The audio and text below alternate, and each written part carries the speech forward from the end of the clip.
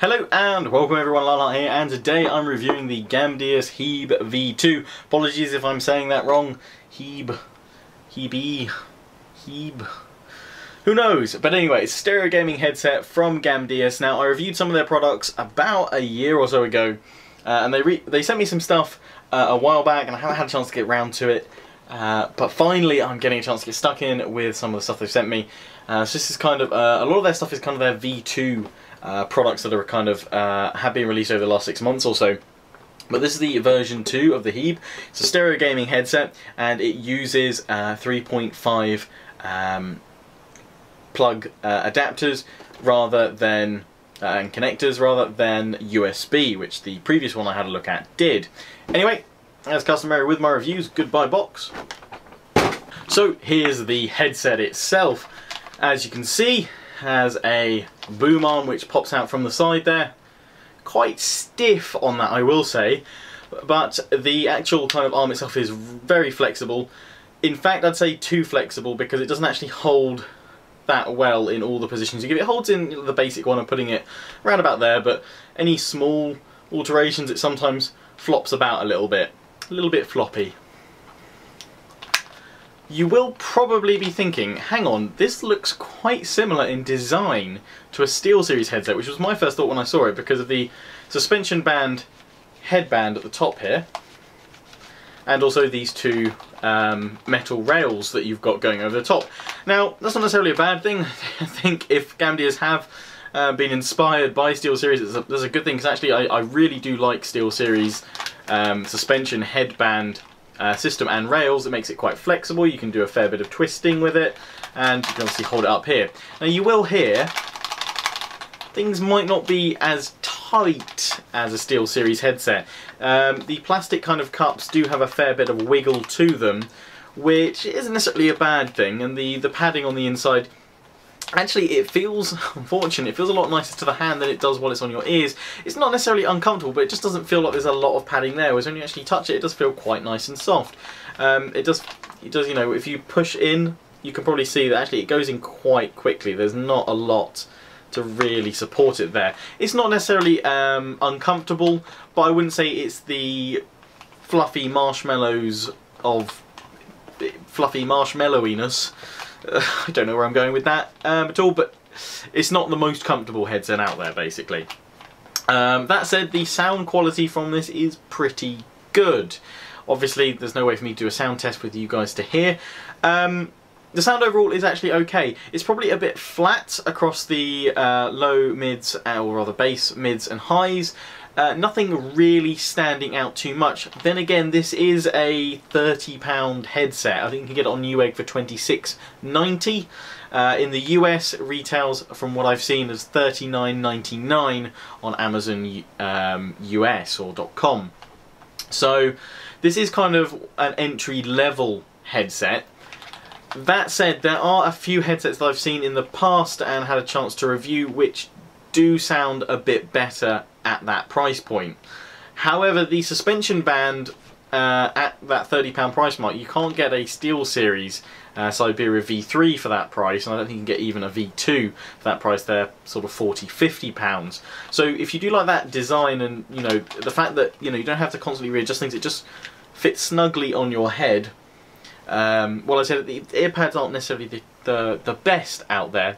They do the job, and it does actually a fair bit of noise cancellation. Actually, I can't really hear too much, and when I was playing music earlier with these to have another listen before I did my review, I couldn't hear a thing. In fact, I nearly missed an important delivery at the door, so they do quite well. Volume wise, and sometimes you get reasonable audio, and then just the volume doesn't actually go that high. This actually, you could blast out a fair whack of audio. You could really punch the volume up on them, and it probably got just to where it's probably slightly dangerous to listen to for more than like an hour or two at a time at. So you can really, if you do like blasting music out and potentially deafening yourself, then these fit the bill pretty cheaply. Playing games, the bass is okay on these. There is definitely bass, it's there. It does get a bit muddy with music, but for explosions, battlefield, gunshots, Total War, artillery shots on the battlefield, things like that, it sounds pretty decent. But if you're going to buy these to listen to music, I probably would say look at something a little bit better, just because the audio, as I said, is kind of flat, especially along the mids and the highs, and the bass.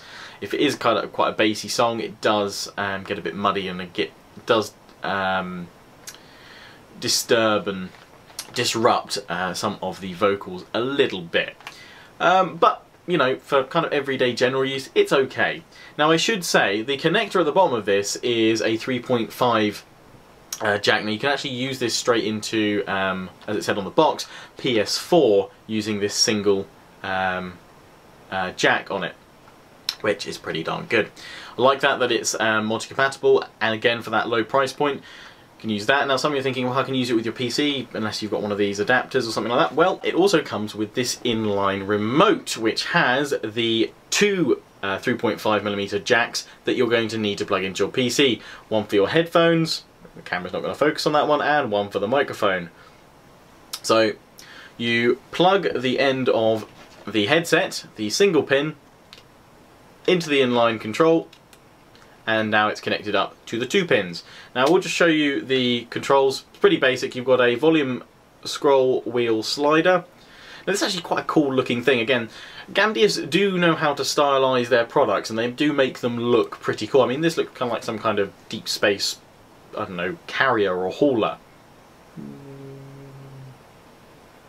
But it's got two buttons to it. Again, that volume scroll wheel. And then you have a microphone mute, which I should probably be holding up that way. You have a microphone mute at the top. And you have an audio mute, which actually I really like the fact that they've included that. Normally you just get a mic mute, but it's actually nice to have a button which just very quickly, press of a button, will mute all audio. I've got to admit, those buttons are very satisfying to press as well. Kind of reminds me of an old kind of cassette player. But anyway, yeah, I really like that. That works well. Again, both the cable directly from the headset and the one to the inline control is braided. It's pretty darn strong, and they're gold-plated jack plug connectors. So they do the job really well. They're nice and solid connections there. You shouldn't have any issues with any of them.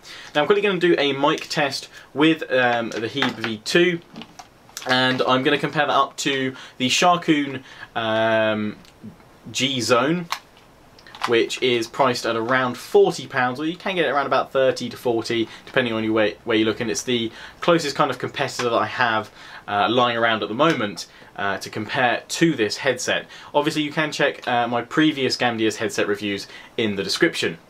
This is a test of the Gamdias HEBE V2 gaming headset.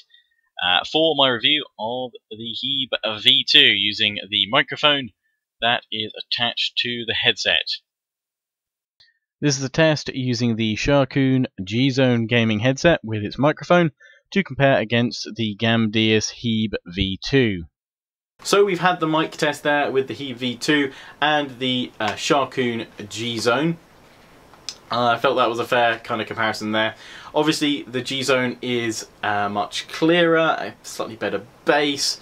The HEBE V2 does sound quite tinny, but again, this is a headset which on some sites you can find for just over £25, or just over, I guess, $35.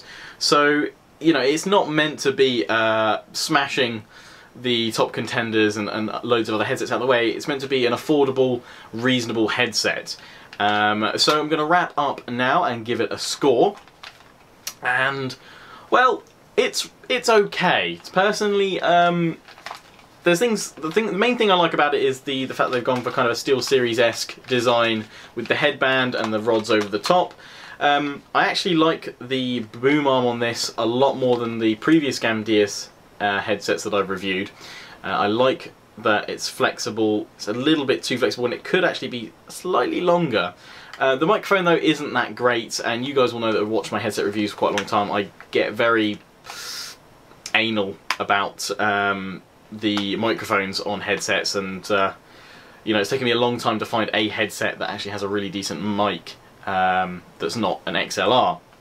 But for a base, you know, entry point headset, it's alright. It's kind of what I've come to expect from lower end, cheaper headsets. It's kind of a shame that the ear cups are quite wobbly, it's a little bit rattly.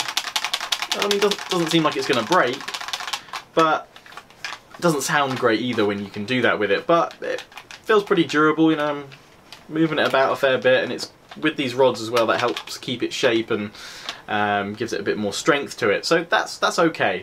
I really like the inline remote that comes with it. That's actually something I really quite like about this. I might just take that for one of my other headsets, because you can swap that out to any other that has a 3.5 pin jack in. Overall though, there are better headsets at around the same price point, so I'm going to give this a 7 out of 10. The design is nice with the headband there. Microphone, for me, pretty much most headsets microphones could be better. Sound for music, not amazing, but it's okay for gaming. Plus the fact that obviously you can use this with PS4. Now some people are going to say, can you use the inline controls with PS4?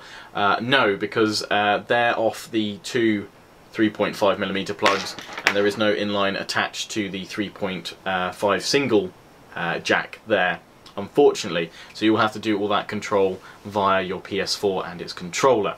But the fact that, you know, it's multi-purpose, and obviously you can use that with your smartphone as well. I don't know if I'd really wear these out as my kind of everyday headphones, but you can if you want. Anyway, until next time, I hope you enjoyed this review. Don't forget to comment and subscribe. Check out the links in the description. Till next time, ciao for now.